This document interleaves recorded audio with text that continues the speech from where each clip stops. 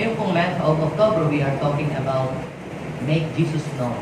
Bakit ba kailangan ang Panginoon ay makilala ng maraming tao? Hindi lang ng maraming tao, ng buong mundo. Because Jesus is the best and only solution to every human problem. Ang Panginoong Jesus po ang tanging solusyon upang ang tao ay magkaroon ng buhay. Kung ang problema ng mundo ay nagsimula sa pagkain na ipinagbabawal ng Diyos na prutas, di ba? Ano po yun? Yung tree of knowledge of good and evil. Sa Garden of Eden ay meron pong dalawang puno doon. Yung tree of life at saka po yung tree of knowledge of good and evil. Kapag daw kinain nila yung bunga ng punong kahoy ng buhay, hindi po sila mamamatay. They will live forever. But, kapag kinain naman nila yung bunga ng punong kahoy na nakaalam ng mabuti masama, they will surely die. Not just a literal death, but also a spiritual death. Pag sinabi natin death, it means separation. Mapapawalay, mapapalayo sa Diyos. Ngayon, nung tao po ay sumuway sa Panginoon, kinain niya yung bunga na ipinagbabawal ng Panginoon kainin, anong nangyari sa kanya? Siya ay nagkasala, siya ay napalayo sa Panginoon, at siya ay binawalan ng kumain ng bunga ng punong kahoy ng nagbibigay ng buhay. Dahil baka daw hindi na sila mamatay. So ano pong ibig sabihin noon? So, yung tree of life, it gives eternal life. Alam niyo po, mga kapatid, si Jesus nung siya ay bumaba dito sa lupa, siya ay nagpakilala as a tree of life. Siya ay nagpakilala bilang source of life. Na ang sino man natatanggap at mananalig sa Kanya, kahit mamatay, ay muling mabubuhay. The only solution of human problem is no other than Jesus. So, ang problema ng tao, mga kapatid, ay spiritual. Ang problema ng tao, mga kapatid, kaya ang tao po ay naging masama, nagiging kriminal, nagiging lapastangan sa magulang, nagiging siyang pride, at siya ay nagiging hindi mabuting tao dahil ang tao po ay walang Jesus. Pero kapag ang tao ay nagkaroon ng Jesus sa buhay niya, mga kapatid, yung Jesus na yon ay kikilos sa buhay niya, babaguhin siya hanggang sa ang kanyang buhay ay hindi na maging gaya ng dati, kundi ang magmamanifest na sa buhay ng isang tao ay hindi na yung dati niyang ugali, kundi yung ugali na ng Panginoong Jesucristo na naghahari sa kanyang buhay. So hindi natin kayang isolve ang problema ng relationship mag-asawa. Kahit na anong gandang explanation, paliwanag, hindi natin kayang baguhin ang buhay ng mga rebellious young people. Hindi natin kaya unless na i-offer mo si Jesus sa kanyang buhay. Unless na si Jesus ay ipakilala mo. At kapag siya nagkaroon ng tamang relasyon sa Panginoon, hindi lang mababawasan ang problema mo, magugura ka yan. Okay? Ngayon pong araw na ito, pagpatuloy po natin ang aaral po natin ng salita ng Diyos. At ang mensahe na pag-uusapan natin ngayon ay pinamagatan ko naman pong tell others what Jesus have done to you. Sino dito ang makapagsasabi na ang Panginoon ay may ginawa sa kanyang buhay? O, sino dito ang naniniwalang may ginawa, maraming ginawa ang Panginoong Jesus sa buhay? Alam niyo, tatlong pangunahing bagay ang na-share last Sunday about sharing the gospel. Kapag sinabi pong gospel or good news, ito ay ang mga ginawa ng Panginoong Jesus sa atin. At ano ba yung ginawa ng Panginoong Jesus sa atin? Una, Jesus redeemed us. O, sino din ang naniniwalang siya tinubos ni Jesus? Sabihin mo sa iyong katabi, tinubos ka ni Jesus. At dahil yan ay tinubos ka sa iyong mga kasalanan, yan ay mabuting balita. Unang good news, mga kapatid, Jesus redeem us. Pangalawa, mga kapatid, Jesus restore us. Tayo po, mga kapatid, ay ni-restore mula sa ating kaugnayan sa Diyos, hanggang sa doon sa mga bagay na nawala sa atin, hanggang doon sa mga bagay na ninakaw ng kaaway sa atin. Patuloy niya tayong nire-restore. At kung ang isang tao ay nawalan, na down ng buhay, ang mensahe patungkol sa ating Panginoong Hesus, yan ay magbibigay ng pag-asa sa buhay ng tao. At hindi lamang yun, Jesus renews us. Ang Panginoong Hesus po ay nagbabago ng buhay. Kaya akala po ng mga LGBTQ community, gano'n na talaga sila. Kaya tinanggap na po sila yung gano'n pong gender nila. Dahil kahit anong gawin nila, hindi naman sila mabago. Sabi nung isa, I am a woman trapped in a man's body. Pero alam niyo po, mga kapatid, kapag ang Panginoong Hesus ay nakilala nila ng personal sa kalambuhay, mawawala yung kasinungalingang ini-inject ni Satanas sa kanilang isip. Makikita po nila ang kanila pong tunay na identity, kung ano yung pagkalikha sa kanila po ng Diyos. Kaya yung talagang isang tao yung talagang seryosong makilala niya personal ang Panginoon, hindi yung dalo lang. Iba naman yung dumalo lang Iba naman yung sumali lang Alam niyo po, to have a relationship with God is a personal thing. Kaya kinakailangan natin na ang mga tao ay magkaroon sila ng kaugnayan sa Panginoon. Hindi lang basta dumalo sa church. The starting point is we invited them or we invite them.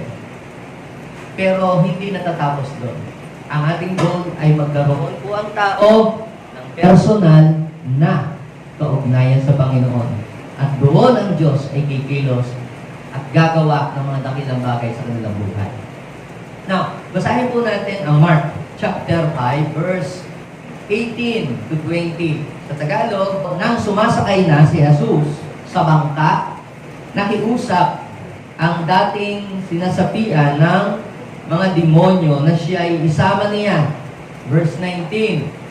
Ngunit, hindi pumayag si Jesus. Bakit kaya hindi pumayag ang Panginoong Jesus?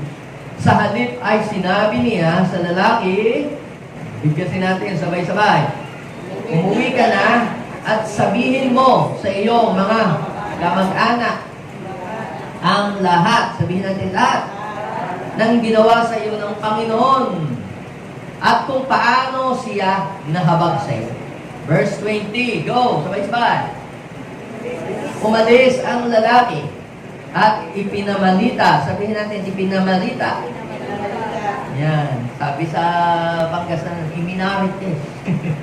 Ipinamalita sa buong Decapolis ang ginawa sa kanya ni Jesus. At anong nangyari? Namangha ang lahat ng nakarinig noon. Kaya ka, ngayon ay narito, nagpapatuloy, kumikilala sa Panginoon, naniniwala, nagwo-worship sa Kanya. Ika'y bunga ng pagpapahayag at pagsasabi o pagpuproclaim ng mga ginawa ng Panginoon sa buhay ng tao. Kaya ka nandito ngayon. Kaya ka nandito ngayon ay hindi aksidenteng nandito ka. Kaya nandito ka, ikaw ay bunga ng mga taong nagpahayag ng ginawa ng Panginoon sa buhay nila. At ikaw ngayon ay nandito at ikaw ngayon ay kumilala sa Panginoon. Kung walang tao o walang ginamit ang Panginoon na magpahayag patungkol sa kanyang pangalan, malamang ngayon ang ating buhay wala pa rin direksyon. Malamang kung kani-kanino pa rin tayo nagdadasal. Malamang kung kani-kanino pa rin tayo tumatawag. O malamang ang iba sa inyo agang-aga pa lasing na. O malamang ang iba sa inyo mga kapatid ay kayo'y nasa gitna pa rin ng kasalanan. But thanks God. Bakit? Dahil may ginamit ang Panginoong tao para magpahayag ng kabutihan ng ating Panginoong Hesus. Nakilala natin siya sa ating buhay at tayo ay patuloy na binabago ng Panginoon. Tinatransform ng Diyos ang ating buhay.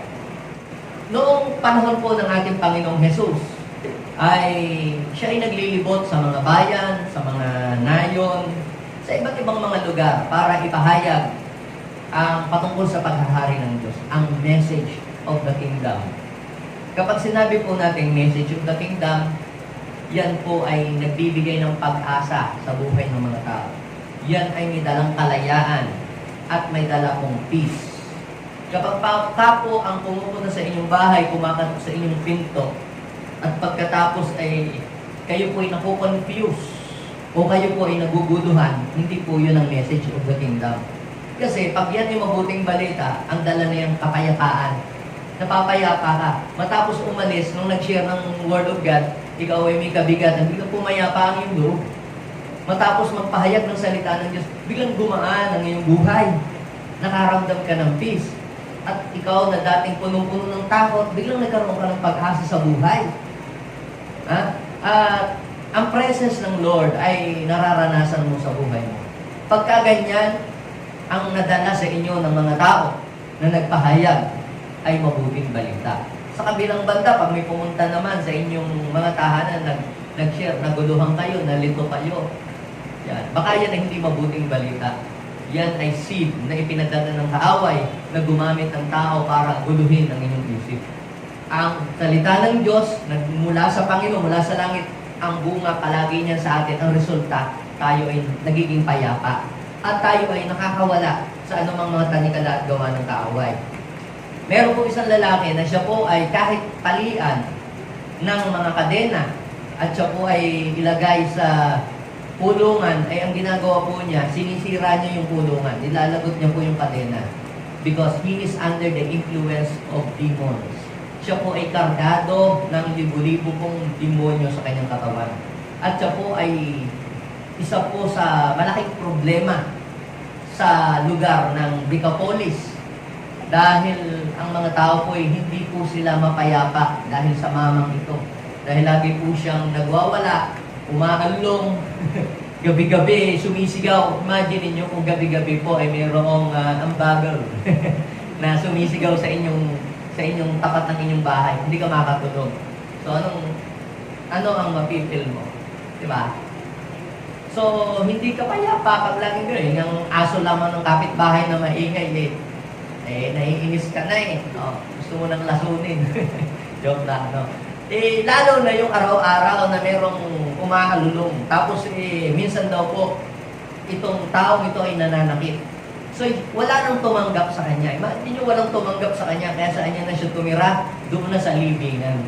Bakit siya doon na nasa libingan? Yung pala, maraming mga karga-karga ng mga kaluluwa, tao itong spirit, familiar spirit na sa kanya. So, ngayon po, ang Panginoon, I believe, nalaman niya at nabalitaan niya yung problema ng tao ito. Naniniwala kayo, mga kapatid, na ang hinahanap ng Diyos, yung mga taong, mga problematic people para tulungan niya. Pwede niyo ang Panginoong Jesus, ang dami niyang mga schedule, ang dami niyang schedule na dapat po ay kanyang puntahan. Pero isiningit sa schedule ni Jesus, itong taong ito, pumunta siya po sa Gadara or sa Gadarin para lamang dito sa isang mama na ito na pinahihirapan ng depression, ng problema, ng mga gawa ng kaaway. Pinuntahan niya itong taong ito. At ito pong taong ito ay kanyang ministran, pinalaya niya sa lahat ng mga umaalipin at sa mga gawa ng kaaway. Try to imagine, isang taong hopeless na, siguro iniintay na lang ng mga taong mamatay siya. Dahil wala nang pag-asa, wala nang silbi ang kanyang buhay. Wala siyang naidudulot na maganda sa lipunan. But listen, this man encountered our Lord Jesus Christ. And you know what happened to him? His life became different. Kaya mga kapatid, kung tayo man minsan ay nasa gitna ng depression o nasa gitna ng matinding pagsubok o problema, we are in a hopeless situation, I am telling you, the moment you encounter Jesus personally, matatransform ang buhay. May igaganda pa yan, may iaayos pa yan. Kahit pa sabihin mong hopeless na ako, wala na akong nagmamahal sa akin, wala na akong hope sa buhay, wala na akong pag-asa pang matupad ang pangarap ko sa buhay. Ang iba sa inyo, nawala ng mahal sa buhay. Ang iba, nawala ng trabaho. Ang iba po sa inyo ay nawala ng negosyo. Daming nawala sa iyo, but I have a good news for you. Kayang i-restore ng Panginoon ang lahat ng bagay na nawala sa buhay. So yun ang ginawa ng Panginoong Jesus sa kanya. Kita ninyo yung isang tao kung wala nang naidudulot na maganda sa lipunan. Siguro sa panahon natin, para silang taong grasa na, no? Wala nang, baga na idudulot na mabuti. Parang down na lang sa lipunan. Pero nung ma-encounter ng Panginoon itong mamang ito, ang buhay niya ay naging kakaiba. Ang buhay niya luminis, ang buhay niya umayos, ang buhay niya nabago. Ito ngayon, mga kapatid. So, nung ang lalaki kong ito nakaranas ng kalayaan, ng transformation, at ang kanya pong buhay ay pinagaling ng Panginoong Jesus kung ano mang problema niya, itong mama po ito na gumaling mula po sa kagagawa ng masamang espiritu, ay nagpasya na sumama sa Panginoong Jesus.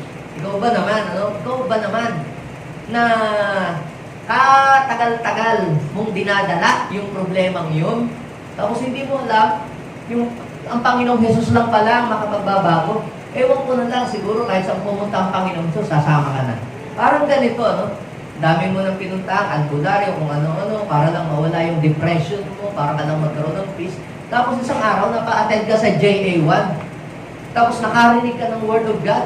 Tapos na-feel mo yung presence ng Lord. Tapos na-release ka, nawala lahat yung mga bigat sa iyo at napalitan ng kapayapaan. Ano ang mararamdaman mo? Siguro sasabihin mo, gusto ko sa church na lang tumira forever. Di ba? Hindi mo makalimutan yung gayong experience. Siguro sasabihin mo, ay gusto ko na lang dito na lang ako. From Monday to Saturday. Gusto ko na lang doon kasi na-feel ko ang presence ni Lord. Ako'y lumaya, ako'y gumaling. Siguro gano'n. But I am asking you today, kung gano'n lang ang gagawin mo, sa palagay mo, mapiplease kaya si Lord? Now, tingnan natin, ha? Sa verse 18, nang sumakay po si Jesus, nakiusap ang dati pong sinasapian ng demonyo na siya daw po'y isama niya. Siguro mapiplease si Lord. Kaya sabi ni Lord, ikaw muna.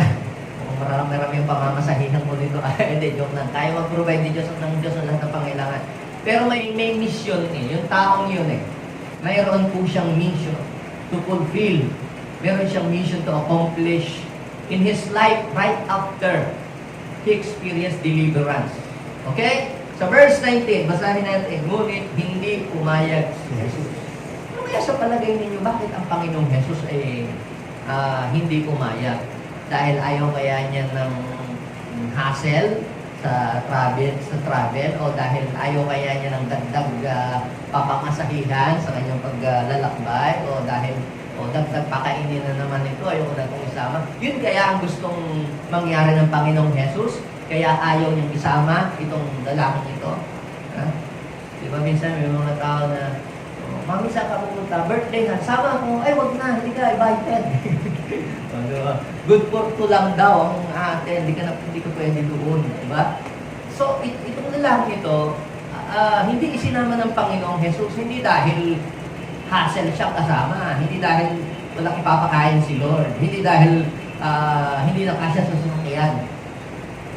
This man has a mission to fulfill. Sabihin mo sa iyong katabi, you have a mission to fulfill. Ang ating pong role, mga kapatid, right after na makakilala tayo sa Panginoong Jesus, is to tell other people what Jesus have done to us. Kinakailangan po natin ipagsabi. Kailangan po natin ipamalita ang ginawa ng ating Panginoong Jesus. Sa panahon kong ito, mga kapatid, ang daling mag-viral ng mga bagay na nakakatawa, mga bagay na nakakahiya, di ba? Yung mga bagay na nakakagalit, yung mga bagay na nakakainis, yung mga bagay na nakakagulat. Ganun, Ang bilis niyang magpa-viral. Siguro, pag nag-post ka lang ng gano'n, mamaya, million na agad ang views. Bakit? Sapagkat mayroon pong mga tao na sila po ay nagiging kasangkapan para mag-viral ang isang video o mag-viral ang isang pong message or mag-viral ang messages. At ayaw nagiging kabahagi. At minsan, nakakapag-stir up ng emotion yung mga ganitong bagay. Minsan nagkagalit ang tao pagka nag-viral yung nakakagalit, di ba? Minsan naman, sumasaya ang tao kapag nag-viral ang ganitong bagay. Ano naman kaya ang mangyayari kapag ang nag-viral ay ang ginawa ng Panginoong Jesus sa buhay natin? what will happen to our society, to our world? Doon na lang sa bahay ninyo. Huwag na lang lumabas muna. Doon lang sa bahay mo. Mag-viral ang, alam niyo po yun, dyan galing yung salitang virus. Iba yung virus. Yung viral. Kumakalat yan. At pag kumalat yan, halimbawa, sore eyes sa bahay ninyo. Pag yan kumalat doon sa inyong bahay, bago umalis yan, lahat kayo kakapitan. So, the point is this. Kung ano gusto mo mag-viral sa inyo, yung mga sore eyes, yung mga ubo. Kung, alam mo, may nagka-sore eyes sa amin, hindi talaga ako tumabi doon sa may sore eyes. Hindi ko din ginamit yung kanyang mga gamit, pati sabon. Ang hirap kaya nagpipresh yung gano'n na red ang mata. Akala mo, pospos ng Holy Spirit.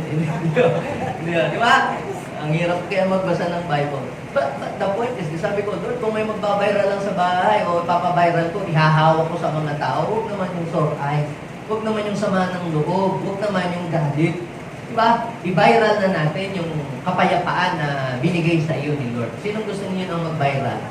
Kung meron man siyang i-impart sa tao, may mga tao po ba kayong nakausap, pagkatapos yung kausapin siya, bigla kayong lumungkot.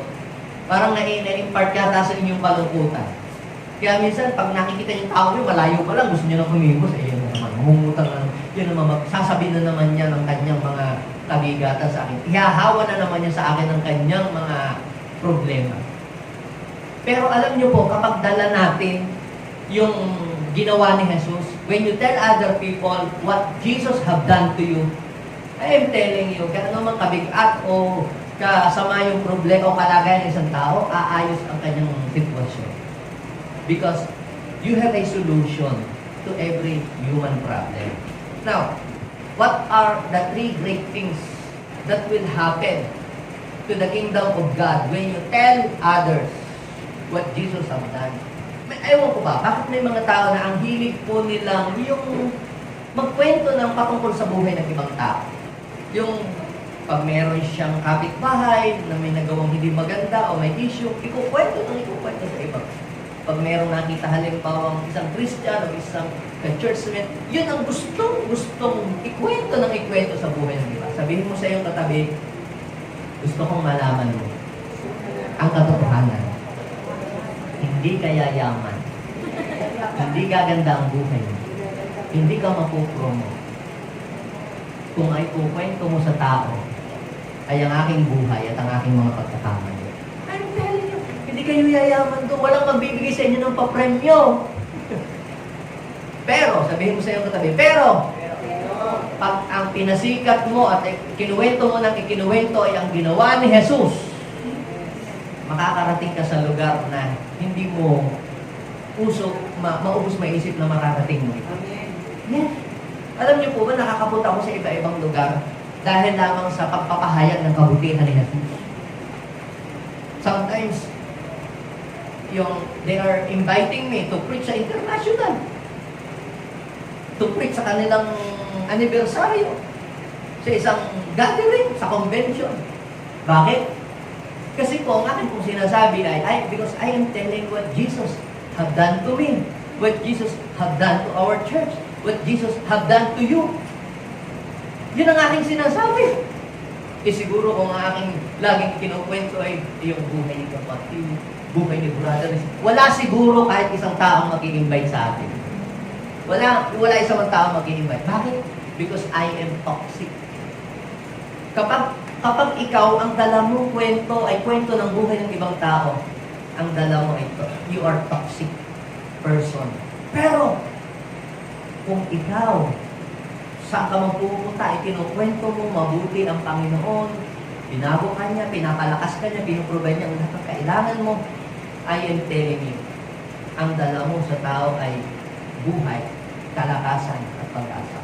Now, ano po yung tatlong bagay na magagawa natin? Number 1 po, the name of the Lord is exalted. Naiitaas, napaparangalan, naluluwalhati ang pangalan ng ating Panginoon. Pansinin ninyo pansinin nyo to. Kapag ang lagi mong binabanggit sa inyong tahanan, sa tahanan mo na, huwag na lumabas sa atin, puro kakulangan, wala tayong pera, Yung mga ganun, no? Utang, yun lagi ang ating umaga pa lang, yun lagi ang maging ano natin, yun lagi ang pag-usapan natin. Ha? Alam niyo po, kapag ang lagi yung pinapag-usapan, umaga, tanghali, hapon, buhay ni brother, buhay ni sister, buhay ni kapitbahay, buhay ni kung sino mang dyan, o buhay ng artista, sila ay namamagnify. Sila yung naiitaas. Sila yung nai-exalt. At pag sila ang naitataas, pansinin niyo ang ambience ng inyong tahanan, ang atmosphere ng inyong bahay, ang atmosphere ng inyong kumpanya, ang bigat, heaviness. Minsan nga po, meron akong nasabi about sa ginawa ng taong hindi maganda sa akin. Tinulungan ko, and right after that, kinuwento ko sa aking kasambahay. Alam niyo po, pagkatapos nun, bumigat lalo ang aking pakiramdam. Lalo akong nalungkot. Ano, sama ba ng pag-usapan yung mga ginawa sa inyong taong hindi maganda na ginawa mo ng mabuti? Change the topic. Pag-usapan natin ang ginawa ni Jesus. Alam niyo po, mga kapatid, kapag ang ginawa pala ng Panginoon, yung mga ginawa ng Panginoon ating pinag-uusapan sa ating bahay, na-exalt ang pangalan ni Jesus, naiiba yung presence, ang atmosphere sa iyong tahanan, gumagaan, yung lahat ng bigat nawawala. Bakit po? Ito ang sabi ng Bible, tingnan nyo. Mark chapter 5, verse 18 to 20. Huwag kang sumama, umuwi ka sa inyong bahay. Di ba? Sabi ng verse 18. Sabi ng verse 19. Pag sabihin mo sa iyong mga kasambahay, alam niyo po kung sino man ang taong makakawin, makaka-influence, makaka-encourage sa inyong kasambahay, hindi yung stranger, kundi ikaw na taong kinilusan ng ating Panginoong Jesus. Kung meron ng 20% na pagkilos ang Diyos sa iyo, or 30%, or 50%, or 70%, basta sabihin mo kahit 10% na lang ng ginawa ng Panginoon sa buhay mo, ikwento mo, sabihin mo, ay, ang galing-galing talaga ng Panginoon. Biro mo, nagkaroon mo ng tanggalan sa trabaho, yung mga kasama ko, tinanggal, ako lang ang natira. O, di ba ginawa ng Panginoon? Sabihin mo na, makabuti talaga ng Panginoong Jesus. Di ba? Di ba? I-highlight mo lagi ang Panginoong Jesus sa buhay mo. At tandaan mo, kapag ka ini-exalt mo lagi ang Panginoon, yung presence ng Diyos ay babak at ang Panginoon. Kapag lagi nating sinasabi ang patungkol kay Jesus, alam niyo po, yung presence ni Lord lulukob sa atin. Basahin niyo po yung verse 20. Sabi ng verse 20, siya po ay umalis, nagsabi at ang mga tao po na amin. So, because of his testimony, ang mga tao po, na-lift up ang spirit nila, na-amaze sila. Listen, tayo pong lahat mga kapatid, pumupunta dito tayo sa church for one reason. Primary reason. Maraming reason to meet one another. Pero yung unang-unang reason is to worship Him. Sabihin natin, worship. Pero tayo ay lumalabas to witness. Anong ginagawa natin dito sa loob? To worship. Anong gagawin natin sa labas? To witness. Para ipakilala, patunayan, at sabihin yung naranasan natin kay Lord at mga ginawa ng Lord sa atin. Kaya nandito tayo to worship Him. Pero yung witnessing, doon pag-uwi natin. Kasi lahat dito tayo nakaranas ng kabutihan ng Diyos. Lahat tayo dito nakarinig ng salita ng Diyos. Saan ka mag-witness? Doon sa mga taong hindi pa nakakakilala sa Panginoon. Doon ho ginagawa yung witnessing. Okay. So, number 1, the name of the Lord will be exalted when you tell others what Jesus have done. Kapag ang lagi mong sinasabi ay yung mali ni brother o mali ng mga politiko, sila ang na-exalt, sila ang nagbabiral. Alam niyo po, ang mga tao pwedeng maging sikat, sabihin mo lamang yung mabuti niya o sabihin mo yung pangit niya. O halimbawa, sabihin natin, atong-ang. Atong-ang. O, pag sinabi yung atong-ang, ano kagad ang napasok sa isip niyo? Online sabong, ano ha? Ganon. O. Henry C. SM agad. O. Ganon. Robin Hood. O, pag nababanggit ang mga pangalan nila, ano agad ang unang-unang naaalala mo? Alam niyo po, pwedeng sumikat ang tao, sabihin mo lang yung mabuti niya o sabihin mo yung masama niya. Ngayon, tatanungin ko po, kung gusto mo rin lang sumikat, saan mo gusto? Di ba? Mas maganda na yung ikaw ay makilala bilang ikaw ay tunay na lingkod ng Diyos. Mas maganda na yung makilala kang ikaw ay tunay na lingkod ng Diyos kaysa ikaw ay makilala ikaw ay hari ng labas. Okay? Alam niyo po mga kapatid, mas maganda po yung makilala tayo bilang tayo ay lingkod ng Diyos. Kaysa tayo po ay makilala bilang tayo ay taong nagkakalat ng balitang hindi nakakasigla ng buhay ng tao. So, kapag lagi natin sinasabi ang patungkol kay Jesus, kinukwento si Jesus, ang presence ni Lord ay ipaparanas niya sa ating buhay. Basahin niyo po yung Matthew chapter 18 verse 20. For where 2 or 3, 2 or 3, hindi naman pala kinakailangang madami. Meron ka lang 3. 3 lang kayo na magkakausap at pag-uusapan ninyo ang Lord. Ano daw po, ang presence po ng Panginoon ay naandoon. Nagkakaipon, sabi doon, together in my name, I am there in the midst of them. Ibig sabihin, ang presence ng Lord ay mararanasan mo, baback up sa'yo, sasama sa'yo kapag ang daladala mong kwento ay kwento patungkol sa kanyang mga ginawa. Pero, kapag ang dala mo ng kwento ay iba ng kwento, ang presence ni Lord, He withdrew Himself and the presence of the enemy ang siyang magrurundoon. Kaya pansin mo, habang may kinukwentong isang bagay, ang isang tao, patungkol sa isang tao, nagagalit ka, naiinis ka dahil sa kanya. Di ba? Minsan galit na galit ka. Tao mo, gawin yung ginawa niya. Kakainis siya. Ganon. Nai-stir up sa iyo ay galit. Kasi ang lagi mong hina-highlight at pinopromote, na-exalt na siya. Pero sa kabilang banda, si Jesus ang sabihin mo, ang kanyang karutin. Nagkakaroon ng peace, nagkakaroon ng love, at forgiveness pa nga. Kung ang taong yung pinagsabihin na may galit, kita mo, pansinin mo. Siya ay nagkakaroon siya ng forgiveness. Try this, mga kapatid. Kung hindi mo pa na-try, try this. At gagaan ang buhay mo. Sino itong gustong gumaan ang buhay? Eh, ang share mo, yung pampagaan ng buhay. Si Jesus po ang nagpapagaan ng buhay. Pag nagkwento ka lagi ng patungkol sa buhay ng ibang tao, bibigat ang buhay mo. Yes. Pero pag ikinuwento mo, ang mga ginawa ni Jesus, tandaan mo, gagaan ang iyong buhay. Kasi ang presence ng Lord laging nasa sayo. If there are 2 or 3 gathered in His name, I am in the midst of them.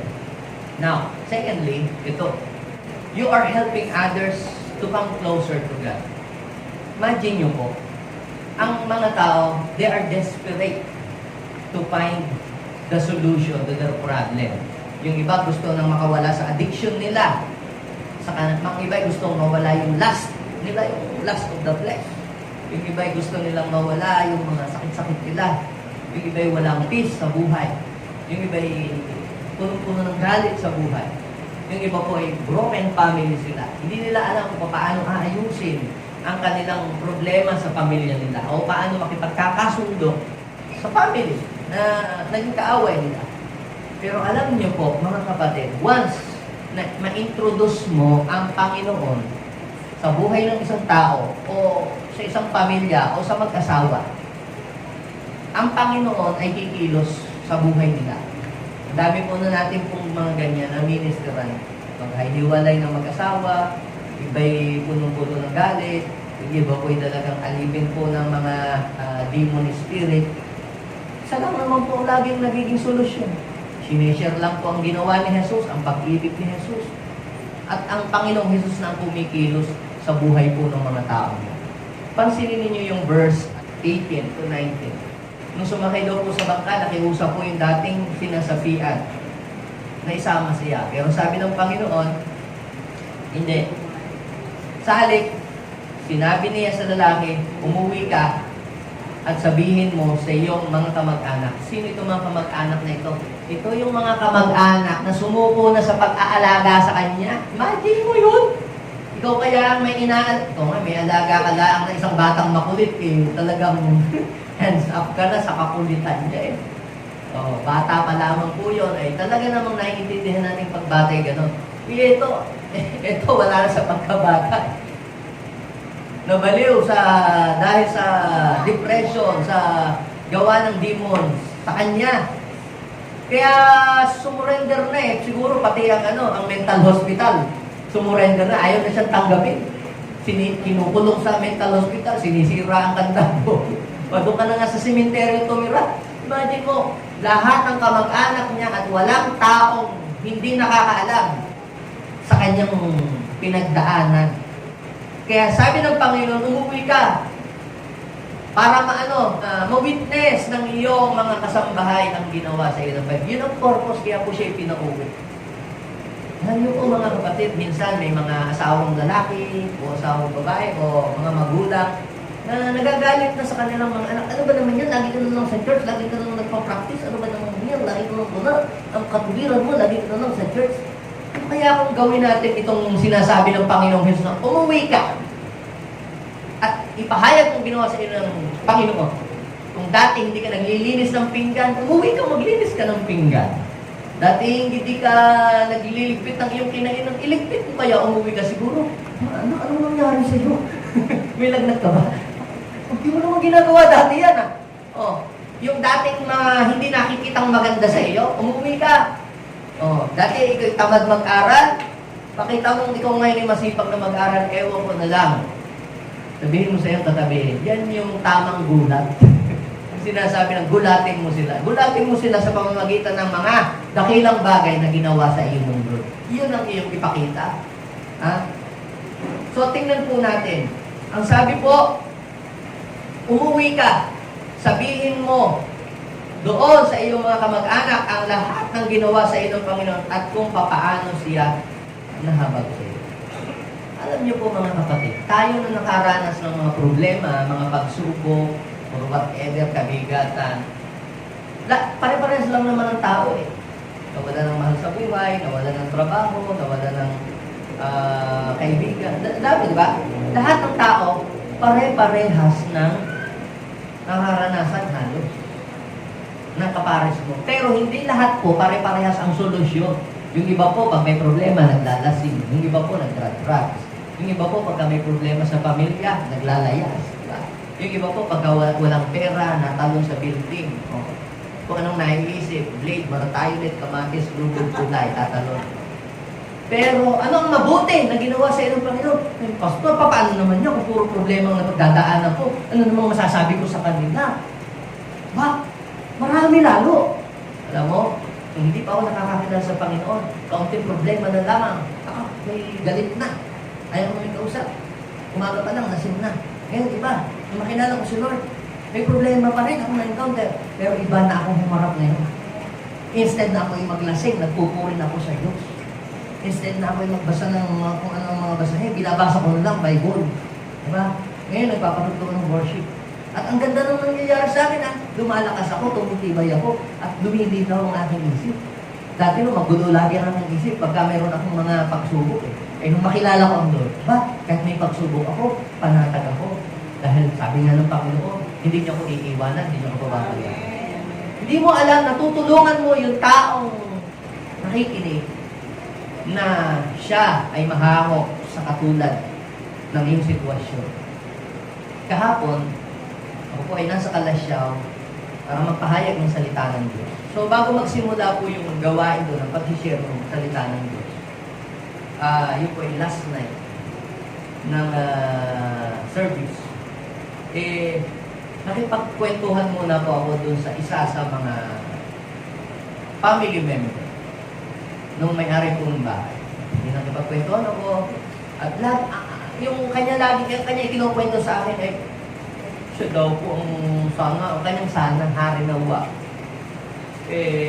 Bago man lamang siya daw mawala, mapatapos man lamang niya ng high school ang kanyang gano'n. Yan ang kanya lagi sinasabi.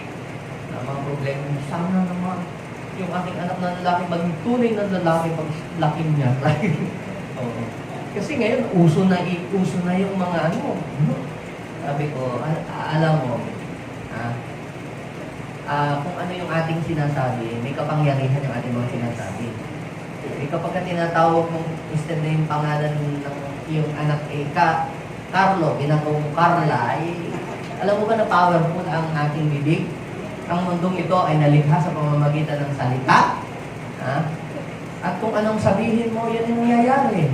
O sabihin ko, itaas mo ang kamay mo. O, tinataas niya. Ibaba mo. O, ba't mo binabat niya? Sabi niyo, o, may kapangyarihan ng ating bibig. At kapag lagi mong sinasabi na ako'y hanggang high school lang at ako'y kukunin na ng Panginoon, pag napaaral ko na, ay kapag yan ang lagi mong sinasabi, yan na ang mangyayari. Sabihin mo, aabutan mo pa, pati yung mga apo ng anak mo. Sabihin mo, makakatapos ang iyong anak. Ay, ganun po ba? At saka yung mga anak mo, kung gusto mo lumaki talaga na maayos ang takbo ng buhay, ilapit, dalhin mo sa Panginoon. Pati ikaw, matid ka sa Diyos. Sinisiran ko po siya ng mga mabubuting bagay na ginawa ng Panginoon. At alam niyo po, habang ako nagsasalita, biglang, alam mo, Pastor, habang nagsasalita ka, kanina nung dumating ka, ang bigat ng buhay ko, parang ang bigat ng aking katawan. Nung ikaw ay nagsishare sa akin, bakit nawala yung bigat ng aking mga balika? Ano pong ibig kong sabihin, mga kapatid? Kapag ikaw pala ay nagbabahagi ng mga ginawa ng ating Panginoong Jesus, si Jesus mismo ay kumikilo sa buhay ng isang tao na sinisiran mo. At ang mga tao po, nakakakilala sila sa Panginoon, nalalapit sila sa Panginoon, natutulungan mo silang lumapit sa Panginoon. Kasi ang mga tao hindi nila alam kung kanino lalapit. Pagka may sakit, lalapit ko kay Mang Kikwing. Pagka merong kumalos ko sa kisame, tatawag dito. Pupunta kung saan. Dapat meron lang tayong isang direksyon na pupuntahan. Alam niyo po, kapag ang isang tao ay mayroong problema, halimbawa, kahit po yun ay problema sa pera, kahit po yun ay problema sa trabaho, kita po ninyo. Pagka isang tao may problema sa pera, at ang unang-unang wala ka pera, o sige yan, pera. Every time na may mga ngailangan siya patungkol sa pera, ikaw ang unang-una niyang tatawagin. I will give you the secret. I-share mo si Jesus. Siya nagbibigay ng kalakasan, siya nagbibigay ng pag-asa. Siya ang maglilid sa iyo, bibigyan kanya ng trabaho, hihipo siya ng marami mga tao para ikaw ay magkaroon ng trabaho. Hihipuin ni Jesus ang mga company na magbubukas ng kumpanya sa iyo para i-hire ka sa mas magandang trabaho.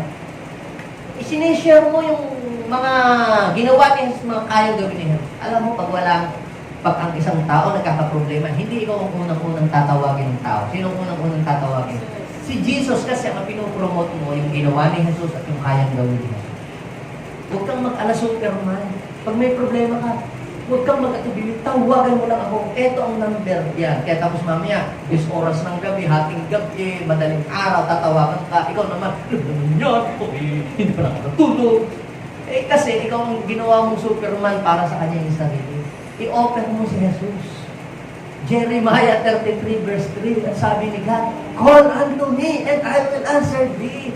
Offer the best solution to every human problem. Si Jesus ang solution. Alam niyo po, mga kapatid, pagbalik niyan sa iyo, hindi problema ang dala niyan. Anong dala? Magandang kwento. Alam mo, Mars, grabe talaga si Lord. Di ba, ganun, ikukwento niya na yung ginawa ng Panginoon. Sa sino ditong nakwentuhan na ng ginawa ng Lord sa buhay? Di ba? Isang tao, siniran mo ng parukol kay Jesus, pagkatapos yung taong yun, naniwala kay Jesus, pagbalik, testimony ang dala, pati ikaw, sumigla din dahil sa kanyang kwento. Hindi po.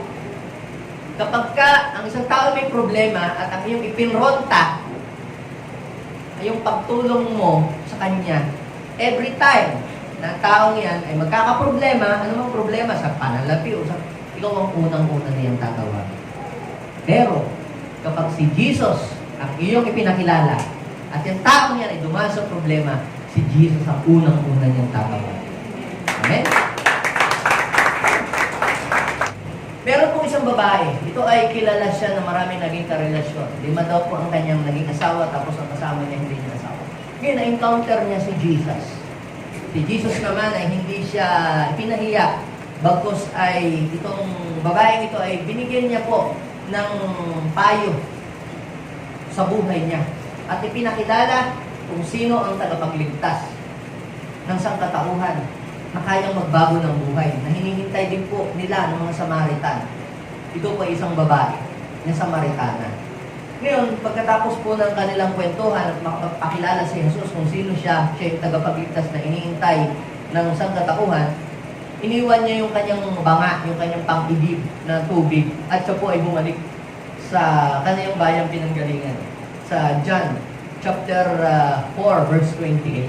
Yun. Iniwan daw po ng babae ang kanyang banga, yung pang-igib ng tubig. Pagkatapos bumalik siya sa bayan at sinabi sa mga taga-roon, "Hali kayo, tingnan ninyo ang taong nagsabi sa akin ang lahat ng ginawa ko. Siya na kaya ang Kristo?" Tingnan nyo ang nangyari. Look at verse 30.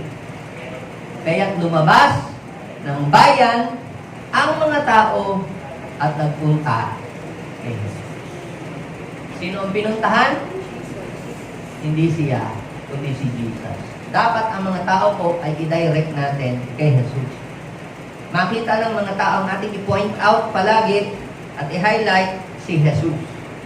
Yan. Ang mga tao po lumapit kay Jesus. Dahil po doon sa testimony, because that woman told other people what Jesus have done, anong nangyari? Yung mga tao po lumapit kay Jesus. Kaya you are helping other people to come closer to God kapag ka sinishare mo yung mga ginawa ng Panginoong Jesus mismo sa buhay. Hindi kayang banggain yung lahat ng mga bagay na ginawa sa iyo ng Panginoon na ipapatotoo mo. Dahil yan ay patotoo mo yan. Walang teaching na po pwedeng bumaluktot doon sa totoong naranasan at ginawa sa iyo ng ating Panginoon. Okay? So, pangatlo, the kingdom of God will continue to expand. Sino dito gusto nyo lumawak pa ang kaharian ng Diyos? Kapag ang kaharian ng Diyos ay lumalawak sa isang lugar, ang lugar na yun ay, pansinin nyo, nagiging mabuti. May maganda ang nangyayari. Kapag ang isang lugar naman ay ang kaharian ng kadiliman, ng siyang namamayani at lumalawak, halimbawa, sa lugar nyo, sa isang barangay, kunyari, nakataka sa isang barangay. Tapos sa barangay na yun, may nagsusugal, umaga pa lang, ang tao lasing na, tapos ang mga tao nasa paligid nagmumurahan, tapos basta ganon, nagbibingguhan, ayan, kaliwat kanan. Kung titingnan niyo yung ganong situation ng mga tao, anong kaharian meron sa lugar na yun? Kaninong kaharian ang namamayagpag sa lugar na yun? Sa Diyos o sa kaaway? Sapagkat ang mga tao po ay bandage po sila. Now, sa kabilang banda, kapag sa isang lugar naman, sa isang lugar, pag linggo ang mga tao pumupunta sa church, pagka mga weekends, nagpe-fellowship sila, nagba-Bible study, nag-aawitan patungkol sa Panginoon, nag-i-small group, nag-sharing, nagtutulungan, nagpapalakasan. Tatanungin ko po kayo, kanino namang kingdom yung namamayani sa lugar na yun? Diba? Makikita po natin, nandito ang kaharian ng Diyos kasi nakikita mo yung manifestation. At lalawak lamang po ang kaharian ng Diyos kapag ipinagsabi mo kung ano yung ginawa ng Panginoon. So, ibig sabihin ng kaharian ng Diyos, yung naaabot ng kaharian ng Diyos. Kapag yung kinuwento ang Panginoong Jesus, lalawak yung maaabot ng kaharian ng Diyos. Mababalita ang pangalan ng Panginoong Jesus. Now, sabi po dito sa Romans chapter 15 verse 18, subalit tulad ang nasusulat, makakakilala ang hindi pa nakakabalita at tungkol sa Kanya, makakaunawa ang mga hindi pa nakakarinig tungkol sa Kanya. Kailan yun? When you tell others what Jesus has done. O, bakit ka ba nakabalita? Bakit ka ba nakakilala? Kasi merong nagsabi sa iyo. Okay? So, Mark chapter 5, verse 20, umalis daw po yung lalaki. Anong ginawa? Umalis. Pagkatapos, hindi lang siya basta umalis. Umalis, hindi nag-walk out. Pumunta siya sa Decapolis, sa kanilang bayan, at sabi po ay, yun daw pong ginawa ng Panginoong Jesus, ay ibinalita niya, at anong naging resulta? Lahat daw po ng nakarinig nito ay namangha. Pag ang ikinuwento po natin ay mga kahihiyan, di kasiraan ang dala. Pero ang ating, yes, may mga problema naman tayong nakikita sa paligid. Pero kapatid, mas maganda na ang ating ibalita ay ang ginawa ng ating Panginoong Jesus. Okay? At ito ay makakatulong para ang kaharian ng Diyos ay lumawak. Alam niyo po ba na si Satanas ay nagpapakita din ng hindi maganda? Para pag ikinuwento yung hindi maganda. Alam mo, ito, kapatid namin, ay ganito lang ako ganyan. Pag ganoon, pinapalawak naman natin ang kaharian ng kaaway. Kasi lagi mong yun ang ikinukwento. Oh. Pero pag ang ikinuwento mo naman ang ginawa ng Panginoong Jesus, maha-highlight ang ginawa ng Panginoong Jesus, matatabunan ang lahat ng mga negatibong bagay at makikita natin. Kapag ipinapahayag natin lagi patungkol si Jesus, pansinin ninyo ha, gagaan ang inyong buhay. Gagaan ang atmosphere. Natatalo ang kaharian ng kadiliman. Tingnan ninyo, umalis daw po at ipinahayag at ang mga nakarinig noon ay namangha. Tingnan ninyo po sa sa English, sa Mark chapter 5 verse 20. So the man started off to visit the 10 towns of that region. Grabe, 10 towns ang kanyang pinuntahan. 10 towns. Kumbaga halimbawa nasa Pangasinan ka Dagupan, pumunta ka pa, dumayo ka pa sa Kalasyaw, pumunta ka pa sa Binmalay, pumunta ka sa mga Dampa, sa Pagyan, sa Manawag. Pinuntahan mo ang 10 bayan para lang ikwento ang ginawa ng Panginoon. Meron na ba kayong na-encounter na tao na pumunta pa sa iba-ibang bayan para lamang ibalita yung ginawa ni Sister so-and-so?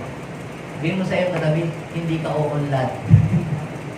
Kung buhay ng ibang tao ang iyong ibabalita. Pero kapag kasi Jesus ang iyong ibinalita, I am telling you, mararating mo ang malayong lugar. Sino dito naniniwala makakarating ka sa malayong lugar? Kasi ang ibinabalita mo ang Panginoong Jesus.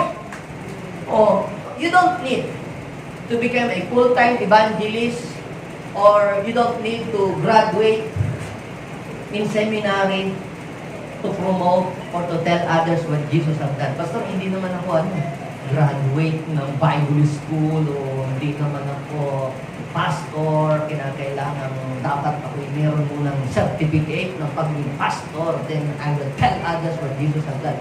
You don't need a title or degree before telling others. Ang kailangan lang yung tunay na ginawa ni Lord. Sino dito yung talagang may naranasan siya sa Panginoon, tunay? Sabihin mo yung tunay, sapat na yung tagasinap. Yung babae, hindi siya graduate ng Bible school. Yung lalaking pinagaling ng Panginoon sa karamdaman niya, hindi rin siya graduate ng Bible school. Ano lang ang meron siya? Yung totoong ginawa ni Lord sa kanya. Enough na yung sabihin mo yung totoong nangyari sa buhay mo nung makakilala mo. Ay kung 10% lang yung nangyari, ay di sabihin mo yung 10%, i-highlight mo yung 10%. Kung 20%, i-highlight mo yung 20%. Kung 80% ang ginawa ng Panginoon, ipagsabi mo yun. Huwag yung 20% na under process pa. So, tingnan niyo po, mga kapatid. Sabi ng Acts chapter 8, verse 4, nangalat daw po ang mga mananampalataya. The believers spread out. At saan man daw po sila makarating, ipinapangaral nila yung salita. Sino nga po yung salita? Yung pinag-aralan natin na last Sunday, sa pasimula pa, nandoon na ang salita. Kasama ng Diyos ang salita. Ang salita ay Diyos. John 1:14, naging tao ang salita. That is Jesus. Saan man daw sila pumunta, makarating, kinukwento nila, they are telling other people what Jesus have done. At ano po ang naging resulta? Lumawak ng lumawak ang kaharian ng Diyos. Ang nakarating sa Pilipinas. From Israel, wala pa po nung internet, wala pa po nung mga sasakyang barko, wala pang eroplano, pero nakarating sa atin. Dahil may nagbalita. Okay. Habang tayo ay nag-worship, Lord, ano ba kung gusto mong sabihin habang kumakanta tayo ng Jesus, I worship at your feet. Eh ano naman, Lord, kung aming ipagsabi ikaw, ikwento kong namin kung ano yung ginawa mo sa amin. Eh ano naman. Yung sinabi ko po sa inyo, para sa kaharian ng Diyos, para sa kaharian ng langit, para sa iba. Eh ano naman yung mangyayari sa iyo. At habang nag-worship tayo, tinay ko agad. Baka makalimutan ko bigla At ito i-share ko na sa inyo.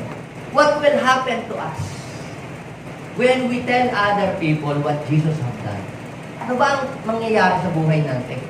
Sabihin mo sa iyong katabi, alamin mo. Ha? Number 1, Kung tayo nag-worship, ito yung inilagay ng Panginoon sa aking puso. Number one, you will experience a great joy. Minsan kaya malungkot ang buhay mo bilang Kristiyano kasi meron kang role na hindi mo nagagampanan sa buhay. Lord, nagpe-pray naman ako, umattend naman ako every Sunday, lagi naman po akong present. Bakit malungkot pa rin ang buhay ko? Alam niyo po, malungkot si Lord kapag yung iyong role hindi mo ginagampanan. Parang ikaw yung anak mo, sinabi mo sa kanya kung anong dapat gawin, pero hindi niya ginagawa.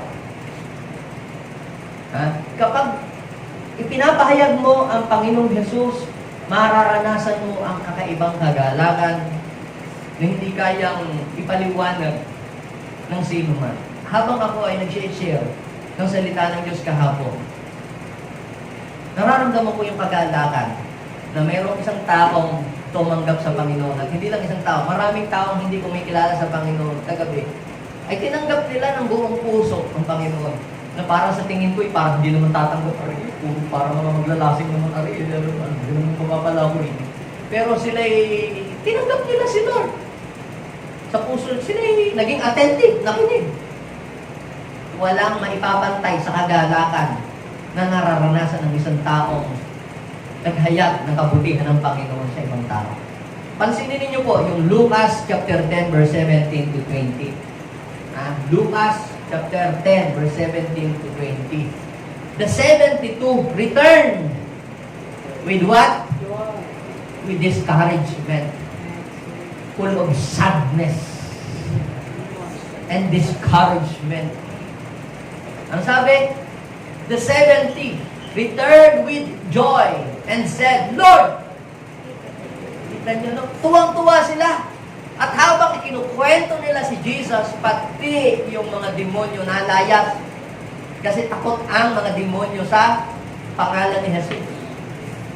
Sabi ni Jesus sa verse 8, nakita ko ang paghulog ni Satanas. Kaya kita ninyo, kapag isinishare pala natin si Jesus, mga kapatid, lumalawak ang kaharian ng Diyos. At ang kaaway, nawawala ng space.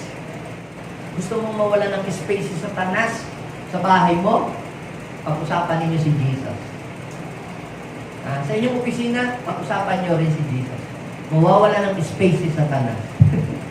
Mawawala ng lugar. Kita ninyo sa verse 18, nakita ko pagkahulog ni Satanas mula doon sa trono niya. At ang sabi sa verse 19, I have given you power, authority, to trample the snake and the scorpion, nothing shall by any means hurt you.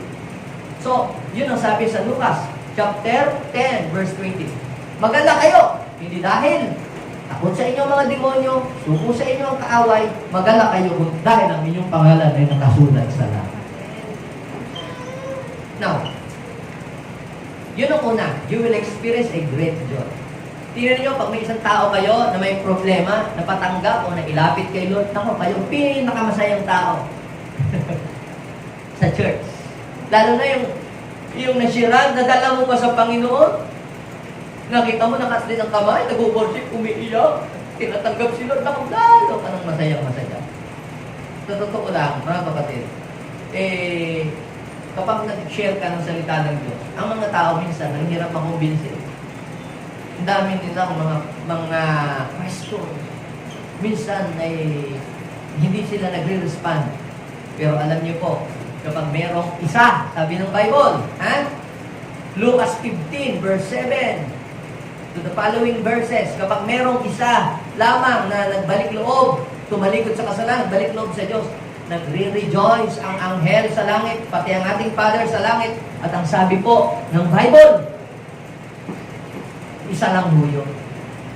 Kaya nararamdaman mo yung kagalakan ng Panginoon sa puso mo, nagagala ka din.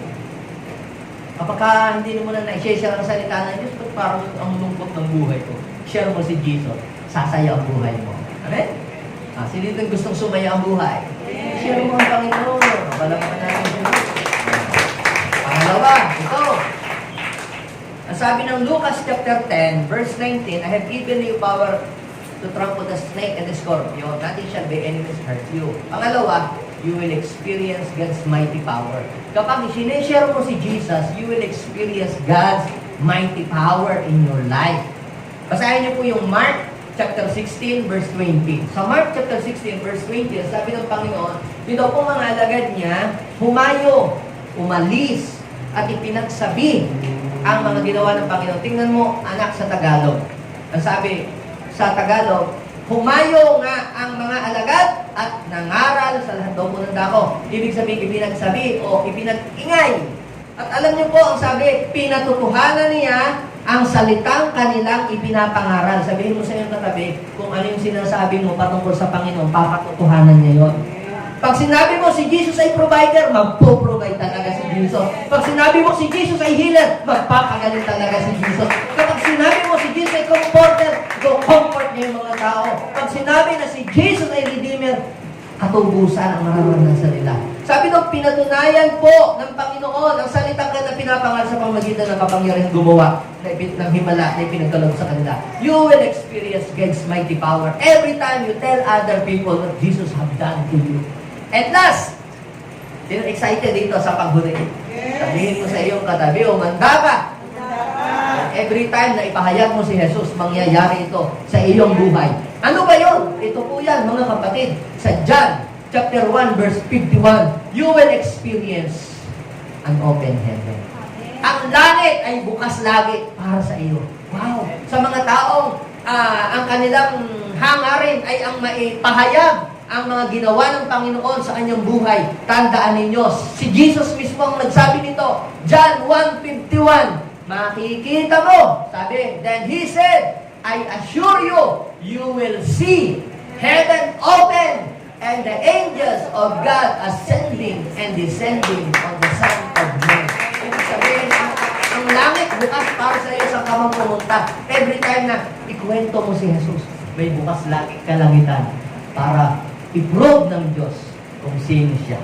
Yung Jesus mo, patutunayan niya kung sino siya doon sa mga tao na pinagkukwentuhan. Yung pong kwentong yan ay noong pong si Felipe, na-encounter niya si Jesus at yung ginawa ni Jesus sa kanya, kinuwento niya sa kanyang kaibigan na si Nathaniel. At yung si Nathaniel, mga kapatid, nung una nagdududa pa. Pero sabi po ni Philip, tara, tingnan natin, subukan mo, umattend ka.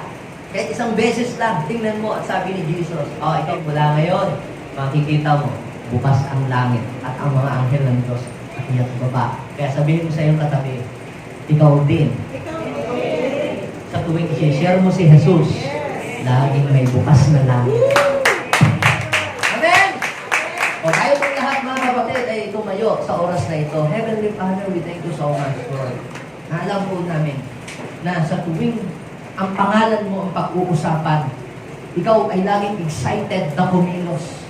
Lord, kapag ikaw ang aming pag-uusapan, Lord, ang ambience, ang atmosphere, maiiba, Panginoon. Yung malungkot na atmosphere, sasaya, Lord.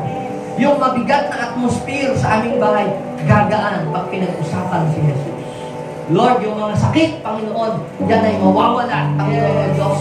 Lord, yung mga taong may dalang sakit, kapag amin pong ikinuwento si Jesus, Lord, ikaw may sabi sa iyong salita, by your wounds, we are healed, O God. Every knee shall bow, every tongue confess. When we proclaim the name of Jesus, miracle will happen. Miracle will begin to take place, O Lord. Pagpasok namin sa isang bahay na may problematic ang tao, may kabigatan, at kami may introduce namin sa kanila si Jesus. Lord, the atmosphere, the ambience of that home, O Lord Jesus, will be different, will become different, O Lord. And they will feel the presence of God. Maging sa mga tao, makausap namin sa coffee shop or sa business places, O Lord, or sa marketplaces, or sa school. Every time we tell what Jesus have done, Lord, the atmosphere will be changed. At mararanasan po namin na bukas ang langit pala. Oh God, mighty, touch your people, na hindi kami mahihiya na ikwento si Jesus at ang kanyang ginawa sa aming buhay. At Lord, patutunayan mo na ang aming Jesus nagpapala, ang aming Jesus nagbibigay ng pag-asa, ang aming Jesus nagdadirect ng buhay, ang aming Jesus nagpo-provide, Ang aming Jesus nagbabago ng buhay. Ang aming Jesus nagliligtas. Ang aming Jesus naghihimala. Panginoon, ikaw ay buhay. Kaya naman, Panginoon, hindi kami matatakot na ikaw ay ikuwento ang iyong mga gawa dahil patutunayan mo sa buhay ng mga tao kung sino ka. Thank you, Lord. Gagamitin mo ang bawat isa sa amin. I-anoint mo at ilalagay mo sa kanilang mga bibig kung ano ang sasabihin po nila. At kapag binukas nila ang kanilang bibig, mararamdaman ng mga tao kilabot ng iyong presensya. Mga tao kikilabutan, mga tao matatouch. At even sila mararamdaman nila ang presence ni Lord. At Lord, lulukuban sila ng Espiritu ng Diyos. Every time they share and tell others what Jesus have done. Maraming salamat. Pwede po bang tayo magdasal ngayong oras ito? Sabihin po niyong panalangin natin. Sabihin natin, Panginoong Jesus, nais ko po na lubusan ka pang maranasan at makilala sa buhay ko. Patuloy mo pong iparanas ang iyong kapangyarihan sa buhay ko. Bigyan mo po ako, Panginoon, ng sigla at lakas ng loob para ikwento sa ibang tao ang mga magdakila at mabubuting bagay na ginawa mo sa aking buhay. At maraming tao, Lord, ang mapagpapala sa mamamagitan ng aking mga salita na sasabihin sa kanila. In Jesus' name, Amen. Kung na lang mag-pray, bless these people, Lord. Hayaan mo ngayon pa lang, pag-alis nila dito, we are here, O God, we are gathered here to worship you, but we will leave this place to become a witness of you, Lord. Bless these people. Maraming salamat. I declare great joy, Lord. I declare miraculous power and open heaven will upon us in Jesus' name. Amen.